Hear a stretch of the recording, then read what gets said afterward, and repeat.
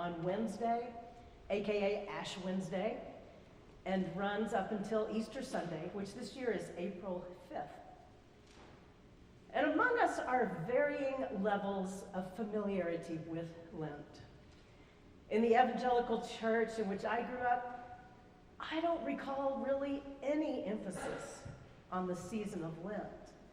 Maybe it was there, but I don't remember learning anything about it.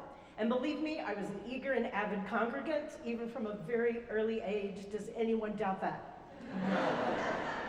So I thought that we would take a bit of time today to explore the season of Lent. Many of us do not need this foundation. You know it already, but some of us might have missed out on Lent 101, Lent for dummies. No, I don't want to say dummies. Lent for the curious, Lent for the brave, whatever.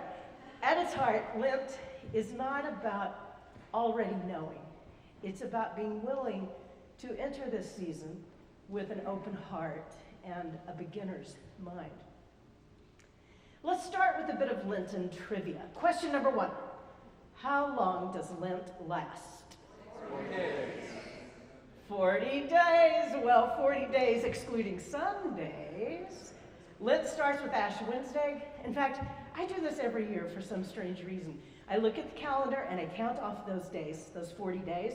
You'll see that day 40 lands on the day before Easter. That is, if you remember not to count the Sundays. Question 2. Lent starts on a different date every year. What determines? Oh, you're so eager. That was just an acknowledgement to get to the question. Yes. Okay. What determines the date of Ash Wednesday when Lent begins? Well, it depends on Easter. That's right. Easter falls on the first Sunday after the first full moon, on or after March 21st. Got it? Weird, I know.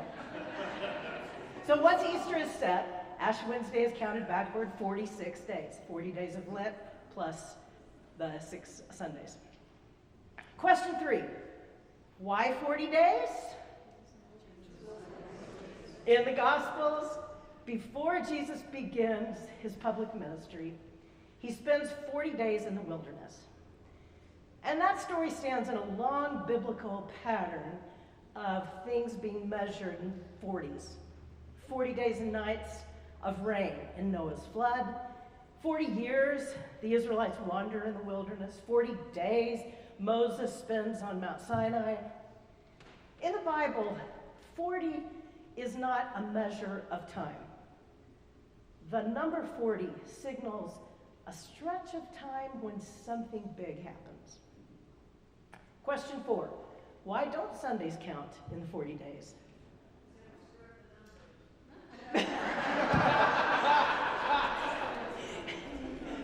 Well, it would screw up the numbers, but I don't think that's the reason. Sundays do not count because every Sunday is considered a mini Easter. Every Sunday is a celebration of resurrection. And one more, this one true or false. Lent is mentioned by name in the Bible. False. The practice of Lent developed much later, inspired by biblical stories. So here we are, on the brink of that season of the church year that arrives faithfully every spring. There might be snow lingering. This year, maybe not. The nights are long, but they're getting shorter, at least where we live. It's a different story down under. We'll be springing forward soon enough when the sun will set later in the evening than it does now. For some of us, Lent might come with some associations. Ashes on the forehead, the color purple, and that question, so what are you giving up for Lent? Chocolate? Social media? Alcohol? Sugar? Coffee? God forbid. No. For some of us, Lent has been framed as a season of deprivation, a kind of spiritual endurance test, a time to be more serious, more somber, more churchy. Others choose to take on a practice during Lent. And still others could not care less about doing anything different during Lent. But I think Lent at its heart is not about being less joyful. It's about time when we might focus on becoming more grounded, more rooted, more alive, maybe even more joyful. Lent begins in the wilderness, but it's not a punishment. It's about preparation. Jesus goes into the wilderness because something important is about to unfold. He's about to start his public ministry. The wilderness is symbolically where clarity comes, where distractions fall away, where we discover what truly sustains us. Wilderness doesn't only mean dry deserts and dramatic landscapes. Wilderness can look like calendars that are too busy, or being distracted from our bodies or our feelings. Wilderness can be anxiety about an uncertain future. Wilderness can look like asking deep questions. Who am I? How do I want to live in the world? What might I let go of that no longer gives me life? Or what might I take on that draws me closer to love? What habits, practices, or perspectives could help me live the way I want to live, more gently, with myself, with others, with God? Oh, they're back. They're back from burying the Alleluias. Yay, good. Lent gives us space to slow down enough to notice our questions, whatever they are. Now, our Lenten theme this year springs from the work of our church's Indigenous Solidarity Circle. That's a small group in our church that's focused on how our congregation might live more deeply into our land acknowledgement statement. And if that sort of group appeals to you, you are welcomed and encouraged to become a part of it.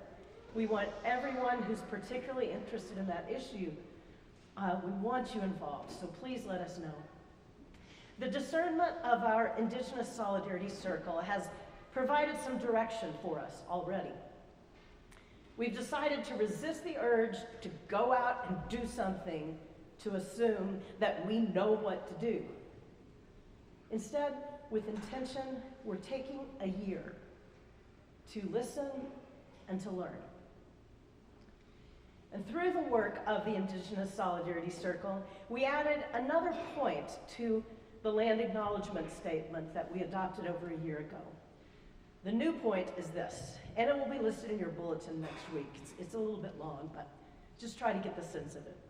We commit to, that's important, we commit to grieving and repenting of the ways in which distorted Christian theologies have been used to justify the theft of land, the erasure of cultures, and the abuse of indigenous peoples. And we commit to confronting these legacies within our own faith tradition. So over the next 6 weeks, we'll consider those threads of Christian theology that have been used to justify colonialism. Our Lenten theme is land, lament, and liberation. And it all starts with Ash Wednesday. This Wednesday, February 18th. I'll repeat the announcement about it. We'll have 3 identical services at 9, 12:15, and 5:30. The details are in your bulletin. The services will be in the sanctuary. They're intended to be short, an intimate setting. We'll sing a song, hear a reflection, pray together, and then you'll be able to receive ashes from Reverend Josh and me. Also, the labyrinth will be set up in the founder's room all day. I find the imposition of ashes to be a deeply meaningful ritual. From ashes, from dust we came, to dust we shall return. We all came from dust, and one day to dust we shall return, every one of us. And it's when we embrace the reality of our death, when we make peace with our own mortality, we realize, hey, I'm alive now. As Mary Oliver says, tell me, what is it you plan to do with your one wild and precious life? Soon, we'll set aside the Alleluias. And it's not because joy disappears, but because we're making room for reflection, for the spiritual focus that helps us pay attention. Our Lenten theme will invite us to grow individually and as a church, to look clearly at history, to grieve the harm that has been done in the name of religion and that continues to be done, and to choose perhaps a different path forward, one that is more rooted in dignity and justice and shared humanity. Lent is about becoming more awake, more grounded, more intentional about the kind of world that we're shaping by how we live our lives. We can learn to live more gently on this land and more gently with one another. We have 40 days. Let's use them well.